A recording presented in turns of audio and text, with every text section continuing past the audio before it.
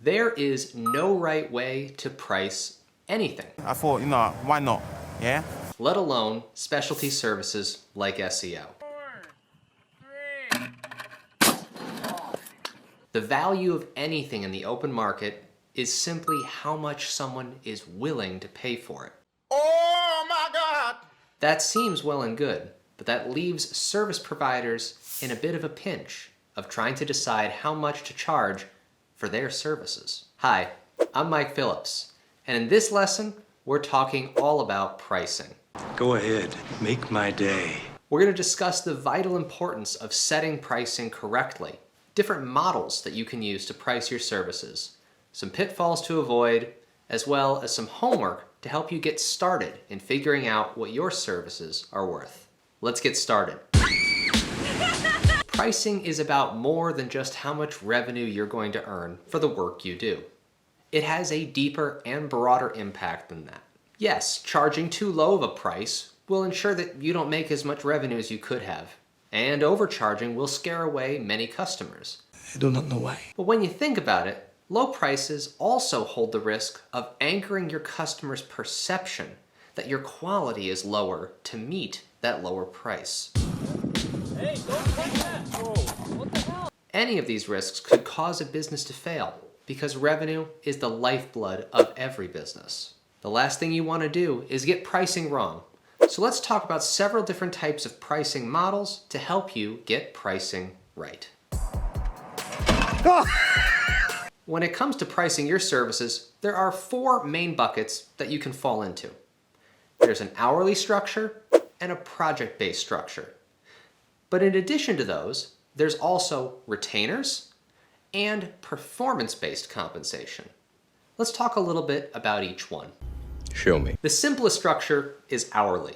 Charging hourly for your work is as straightforward as it gets. You set a value based upon what your experience commands, and the amount of hours you put in is the amount of money you make. Hourly rates have pros and cons. The benefit is that you get charged for every bit of work that you do, time-wise. The downside is that the more efficient you do get punished a little bit for that, because you're charged based on how much time it takes you to do the work, not based on the results. It's not unique to hourly structures, but you can increase your hourly rate over time to compensate for this as your experience and your tenure increases. But as with any price change, this is something you'll need to communicate up front with your clients and make sure they understand the value behind these pricing changes. Oh my God! Project-based pricing is about defining a scope of work and putting a fixed price to it. This is a more flexible model because it shields the customer from having to know exactly how many hours of labor you're putting in compared to the value they're receiving. In a project-based structure, the price is directly proportionate to the deliverables that you promise in the scope. There are pros and cons here as well. On the upside, you do not have to worry about logging hours or justifying how long something takes you to do. On the flip side, if you are extremely quick, a customer who doesn't understand the value of the deliverable may question why it took you so little time to do it. In this case, education is a huge component. You'll need to include in the scope specifications of the contract the explanation that it took you 10, 15, 20 years to develop the skill to do that task quickly. When it comes to retainer structures, you will negotiate a fixed balance that a customer can draw upon for calling upon your work. This is a close relative to the hourly rate. Usually retainers have an hourly structure that you will draw off of based on the amount of work time that you log. Like a prepaid tab at a bar, the customer can draw off of the amount of money they contractually agree to up until they exhaust the amount. At that point, they'll need to contribute an additional stipend into that retainer structure to continue drawing upon your expertise. I know! Retainer structures are very common in professional services, like law and engineering. SEO is another professional service, so you may want to consider if this model is right for you. The last model is performance-based compensation. This is where you are paid not for the time, nor for the scope, nor on an ongoing retainer basis, but for achieving a certain result. Think of this as almost a commission-based structure. In this model, the results that you drive dictate how much you are paid. In SEO terms, this could be compensation for the number of months that a certain page remains in the top 10. This could also mean payment that is proportional to the amount of traffic that converts through the content that you write. Here I come. Oh, here I come. Oftentimes, this structure is helpful for the early stage startups when you do not have a length of credibility to draw upon or other social proof. Allow your work to stand for itself. Make sure the contract is very clear that when results are achieved, you should be paid in a certain timely arrangement. Whichever structure you choose to go with, I recommend you have tiered pricing packages available for your customers to choose between. Even if you are custom speccing out each client's quote, it should offer a low, medium, and high at a bare minimum. The benefit of having tiered structures is that it is not a choice of whether or not to purchase, it's simply a choice of which option is the best one for the customer. This is a completely different dynamic, especially when viewing costs. Consumers tend to be very price conscientious, especially at the time of contract signing. By providing options, they do not feel hemmed in. They are more open to understanding the value of what you deliver. Plus, you can structure those packages to make sure that one stands out as a high value option. Oftentimes, this is called anchoring. There is a low-level package that does not deliver very much value. There is a high price point that sets the expectation of what pricing could cost. And then the middle option has the right mix of value and price point that the customer is less resistant to spending.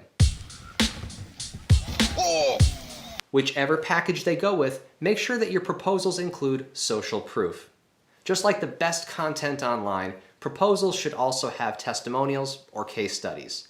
This helps justify your pricing. Good job. Whether you're putting it on a pricing page that is public to all, or you provide bespoke pricing on an enterprise basis that is unique to each customer. Social proof is always effective in reducing sensitivities to price and increasing trustworthiness at the time of signing a contract. Now that we've talked about getting pricing right, I just want to outlay a couple of pitfalls that you should avoid. The most common pitfall when it comes to pricing is undercharging. Oftentimes, we are so eager to get clients that we may be willing to compromise on price to secure the deal. There are several downsides to undercharging for your service. Not only does this hurt your bottom line compared to charging what your true fair value is, but it hurts the entire industry of SEO. Oh God, what's happening?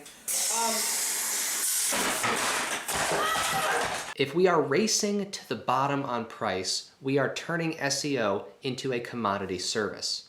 It is simply who can do it the cheapest, rather than understanding that there is nuance and experience and complexity required to deliver a service like this. You have a responsibility to your bottom line and to the profession of SEO at large to charge what is a fair and commensurate value with your expertise and the scope of work you are delivering. It works every time. Part of getting that right is knowing your value.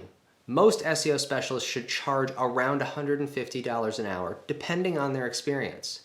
Do not be afraid to charge a fair, all-hands-on-deck fee for urgent projects. If a customer insists on needing to start sooner than your proposed timeline allows, append an urgency fee to compensate for the restructuring of projects that you'll need to do to balance that workload. Lastly, constantly reevaluate your pricing.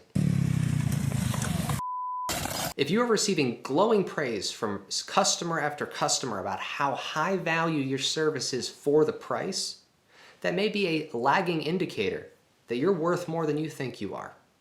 Compare your rates to competitors, but also compare the details of what those competitors are delivering for that value. And you should be able to justify your price by making sure that it is commensurate with the value that you bring to your customers. Now that we've talked about ways to get pricing right and some pitfalls that you should avoid, I want to give you some homework where you'll begin examining how you can build your pricing structures. The first thing you should consider is what model you might want to follow. Will you do hourly or project-based structures? Will you consider a retainer or performance-based payment? The models that you choose should be based on the maturity of your business and the types of clients you usually pursue. In fact, you may want to consider offering more than one model so that you can offer a well-rounded solution set. The next thing is to understand your base costs so that you can back into an appropriate pricing model. Generally speaking, the lifetime value that you receive from a customer should be 3 times larger than the acquisition cost of that customer. You can use this equation in reverse. Figure out what it costs you to acquire a customer. That would be sales commissions, paid ads, all of the free meetings that you offer them. And then triple that cost as a beginning of what your target LTV should be. That lifetime value you can then back into either hourly rates or scope depending on the nature of the customer. This at least gives you a baseline to begin with. Compare this calculation with what your competitors are offering and your target revenue for your business. You'll begin to figure out how much scale you'll need to achieve a certain revenue goal and whether you are over or undercharging relative to that goal. The last step is to then look at those goals and determine, am I bringing an appropriate amount of value for what I am charging? Remember, in the end, the price of what you offer is dependent on the value you deliver. Oh, boys! I'm back! Congratulations, you've reached the end of the video.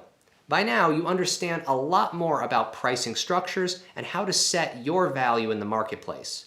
We've talked about several pricing models and how to back into your value in the market. We've also discussed some important pitfalls for you to not undervalue your work and to price fairly. We've talked about the responsibility you have to charging fairly not just for your revenue goals, but for upholding the value of the SEO field at large. Thank you so much for learning with me. I'm Mike Phillips. And remember, the value of any service is what people are willing to pay. And what they're willing to pay is often dependent on how well you can prove the value that you will deliver.